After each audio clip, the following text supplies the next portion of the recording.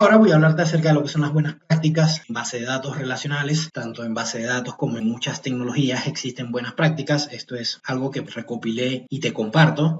Estas buenas prácticas te van a servir para desarrollar y mantener de forma correcta una base de datos, llevar las cosas bien hechas y a la final se busca es tener una mejor experiencia como desarrollador. El implementar esto te va a ahorrar tiempo, te va a ahorrar dolores de cabeza. Es como de las cosas que me han pasado y que he plasmado en este webinar y algo que te recomiendo que hagas. Muy bien, la primera buena práctica que te recomiendo en base de datos relacionales es desarrollar siempre consultas puntuales. Hoy en día, como estamos sobrebordados de información, cada vez las empresas tienen más repositorios de datos, más bases de datos y estamos desbordados de información. Hoy en día, la menor cantidad de datos es más, realmente. En pocas palabras, trata de en tus consultas, acorde a la situación que requieras o te pidan, trata de devolver la menor cantidad de datos posibles. Eso ayuda mucho a las consultas, es como de las cosas que contribuyen. Un primer paso para crear consultas optimizadas, asegura que los datos que vayas a devolver sean utilizados realmente y devuelve, como te dije, únicamente lo necesario. Hay escenarios donde usuarios, desarrolladores devuelven una serie de cantidad de datos que realmente no se utilizan al día de hoy o para la solución específica que estén desarrollando. La segunda buena práctica es aplicar indexación en las consultas. Es mucho de lo que te he estado hablando. Desde mi punto de vista, el aprender a indexar es un arte. Eso es, no hay un solo patrón para indexar consultas. Una de las cosas que tienes que tomar en cuenta es poder asegurar que los índices que estás utilizando se implementan en una tabla y aprender sobre todo a identificar, esto también es algo bastante bueno, es identifica cuáles son esas consultas con alto consumo en una base de datos. Siempre hay un top 10 de consultas que tienen o mayor cantidad de ejecución o mayor cantidad de uso de recursos. Trata de identificar esos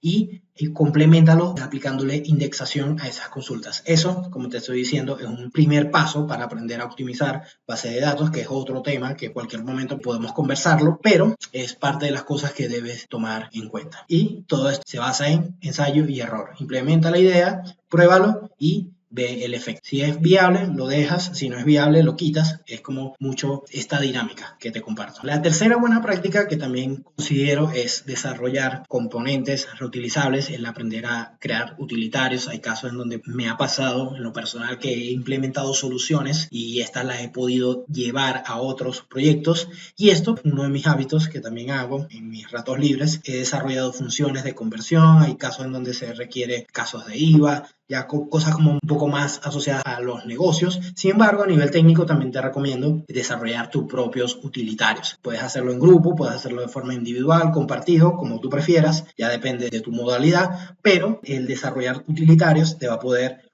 ahorrar tiempo, como te estoy diciendo, a la final de eso trata todo, el poder tener más tiempo libre como profesionales, el tener ya soluciones hechas, no esperar que te las pidan, que es también como parte de las cosas del día a día. Muchas de estas funciones utilitarias van relacionadas a poder hacer conversión de datos, transformar texto, procesar fechas, es como de las cosas que comúnmente trata también de basarte en no reinventar la rueda, también buscar utilitarios que obviamente están disponibles en la red y pues parte de las cosas que debes tomar en cuenta. Trata de dividir siempre como los procesos, el fragmentar, el modular las soluciones y esto pues es una buena práctica realmente, llevarla a cabo. La cuarta práctica es optimización, va muy relacionado con lo que te he estado comentando, la optimización de consultas, identificar consultas con un alto consumo, ese es el punto inicial para cualquier proceso de optimización, tratar de también aplicar sobre esas consultas de alto consumo refactorización, hacerlas de diferentes formas, probar cómo responde la base de datos acorde a esos escenarios. Algo que también te recomiendo y para las personas que se quedaron hasta este punto es utilizar y aprender a utilizar expresiones de tipo tabla. Es una forma de escribir consultas que tiene SQL, que es una forma más cómoda desde mi humilde opinión. Es muy buena para efectos de rendimiento, te va a hacer las consultas mucho más rápido. Esto es necesario hoy en día y por supuesto trata de evaluar siempre la optimización de consultas en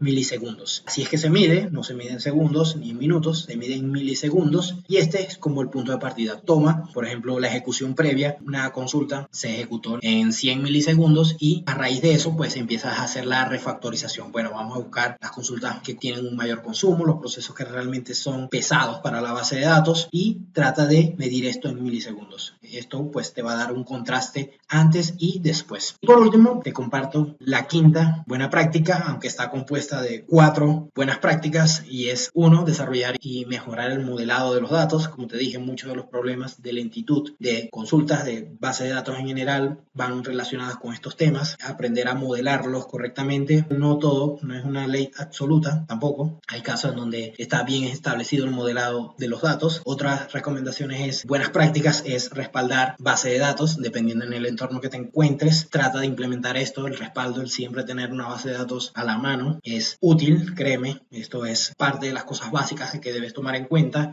en los procedimientos y procesos en general. Utilizar logs de eventos, como te dije, tratar de llevar un seguimiento a los procesos, también acorde a la situación, que hay procesos que lo requieren, hay procesos que no, esto lo tienes que evaluar, y también aprende a manejar errores y reintentos. Hay casos, y va muy de la mano con lo que son las transacciones, de las cosas que te estuve comentando, que simplemente estos bloqueos que se crean en transacciones, pues simplemente se pueden resolver haciendo rutinas de reintentos en el código, simplemente.